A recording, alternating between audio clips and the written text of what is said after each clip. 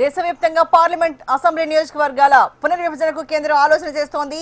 దేశ రాజకీయ ముఖ చిత్రం దీని ద్వారా మారబోతోంది.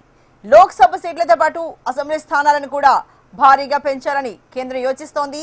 ఎన్డీఏ భాగస్వామి పక్షాల సమావేశంలో కేంద్రం ఈ ప్రతిపాదనలు చేసినట్లు తెలుస్తోంది. ప్రస్తుత ప్రతిపాదన ప్రకారం దేశవ్యాప్తంగా నియోజకవర్గాల సంఖ్యను దాదాపు 50% పెంచాలని కేంద్రం నిర్ణయించింది. ప్రస్తుతం ఉన్న 543 లోక్సభ స్థానాలు 816కు చేరనున్నాయి. అదేవిధంగా దేశవ్యాప్తంగా ఉన్న అసెంబ్లీ స్థానాల సంఖ్య 4123 నుంచి 6185కు పెరగనున్నాయి.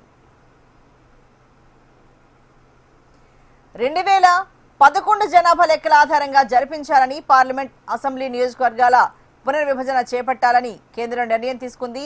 అలాగే మహిళలకు 33% కోటా కల్పించే మహిళా రిజర్వేషన్ చట్టాన్ని కూడా అమలు చేసేందుకు కేంద్రం రెడీ అవుతున్నట్లు తెలుస్తోంది. ప్రస్తుత బడ్జెట్లోనే ఇందుకు సంబంధించి రాజ్యాంగ సవరణ బిల్లును ప్రవేశపెట్టే అవకాశాలు ఉన్నాయి. ఇవాళ జరగబోతున్న సభా వ్యవహారాల సలహా కమిటీ సమావేశంలో ఈ బిల్లుల గురించి ప్రస్తావించవచ్చని తెలుస్తోంది. ఈ బిల్ ఆమోదం కోసం శని ఆదివారాలు కూడా పార్లమెంట్ సమావేశాలు జరిపించాలని, అవసరమైతే పార్లమెంట్ సమావేశాలను ఏప్రిల్ 2 నుంచి మరో వారం రోజుల పాటు పొడిగించాలని ప్రభుత్వం భావిస్తోంది. కేంద్రం తీసుకోబోతున్న నిర్ణయంతో ప్రతి రాష్ట్రంలో ఇప్పుడున్న నియోజకవర్గాల్లో 50% అదనంగా నియోజకవర్గాలు పెరగనున్నాయి.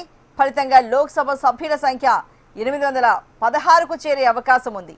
816 సీట్లయితే అందులో 273 సీట్లు మహిళలకు రిజర్వ్ కానున్నాయి.